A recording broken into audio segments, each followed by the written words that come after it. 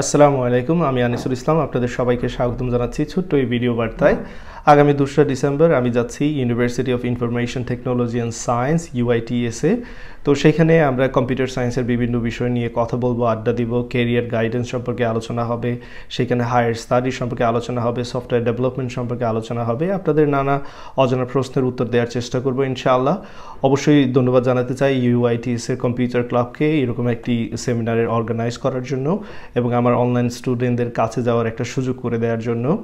UITS বাংলাদেশের প্রথম IT base private university. Honestly সেটা আমি জানতাম না, অবশ্যই জেনে অনেক খুশি হলাম যে আসলে বাংলাদেশে আইটি বেস প্রাইভেট ইউনিভার্সিটি দিয়ে ইউআইটিএসের যাত্রা শুরু।